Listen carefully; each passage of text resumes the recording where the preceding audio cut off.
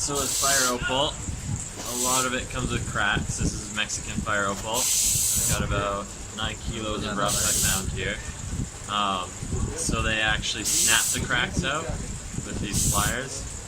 So that's what the preformer is doing. This is a team of cutters. So he would normally saw. They do a lot of topaz here.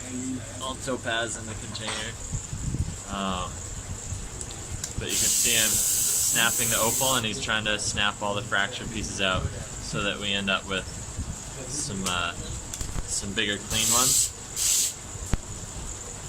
And then some of the small ones here are big enough to use for small calibrated stones, but of course some is waste. So normally he's doing the I guess roughing out, getting the cracks out or inclusions, and then it would go to preforming.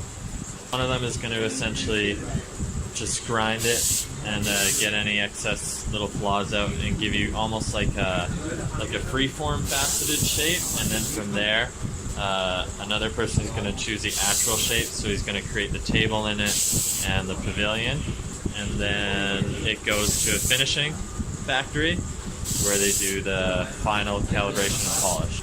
This is another opal. This one there? Yeah. Yeah, you can Crack through the center. Yeah, so we'll cut that one. Yeah.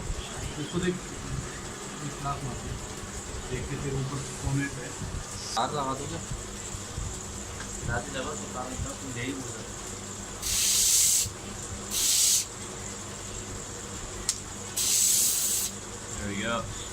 So basically they just use pressure and finish the crack off. What he's going to do is sand the edges, because a lot of the rough, like the earth texture, and just some of the dirt on the outside makes it impossible to see into the stone. So now we're going to create a series of windows all over in a random way. Like I said, freeform. He's just going to sand the dirt off, and that'll give us a proper look into the stone. And if there's any more flaws or inclusions, we'll catch them before it goes to, like I said, the preforming. A preform is essentially just a cone without any little tiny jagged facets all over. It'll just be a smooth cone, and probably a millimeter or two on top that'll then be sanded and polished over to create the crown facets in the table. Let's see if I can show you some of the topaz. So this is just a cut topaz. You can see the cut marks as well as some of the rough outer edge. And then it comes here.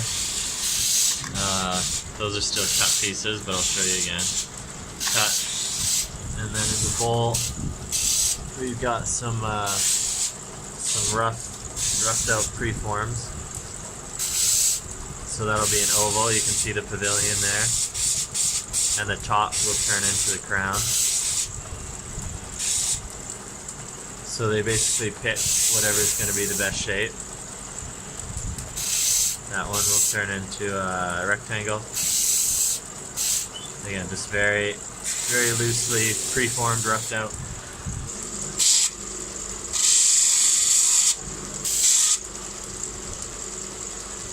So they run one motor with some wooden pulleys.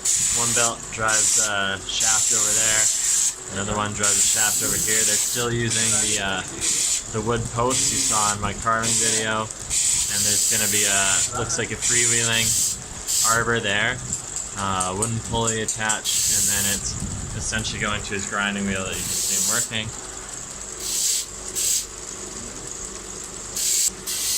He's assessing the stone and the light. When the light penetrates through the transparent stone, it's better to see. And I'm seeing more and more cracks, which is why we sand it off.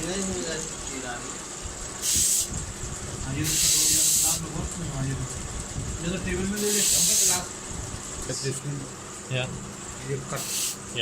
Yeah. So we found another flaw in it.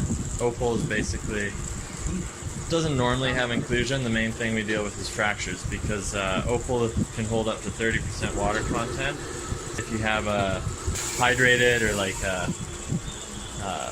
stone that's kind of like a bit of a sponge, if it's wet, as it dries out when it comes out of the earth, it will it will separate from itself. The water wants to exit the stone from the center first and move to the outskirts as it eventually evaporates out.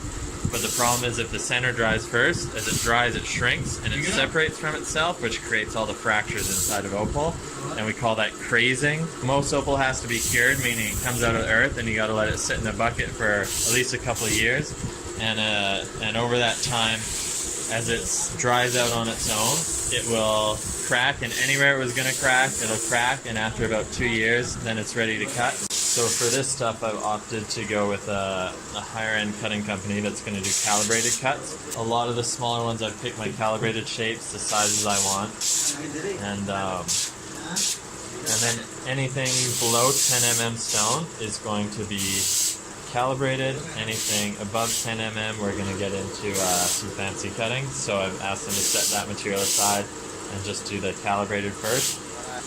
So he's still pre-forming away, but it looks like he's picked oval. That's what the stone wanted to become. Once you get the fractures out, a big part is conserving material, right? Because I'm going to charge people by weight at the end. It's more impressive. The bigger stone you get, the more impressive. And the bigger usually means the weight. So we weigh stones like this by the carat, 5 carats to a gram. So this is the preformed oval that we got. It's nice and clean. So let's go weigh it.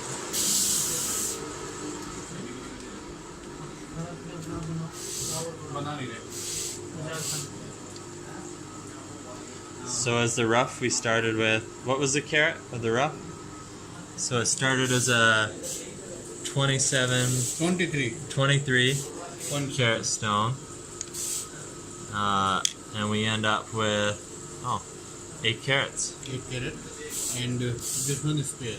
Oh, and we have a spare too that came off the rough as well. That's also still 6 unshaped. Here's what some of the rough looks like. As you can see, there's white, there's red. Here's some of the clean pieces that have been sorted. Some of the waste that we figure isn't useful.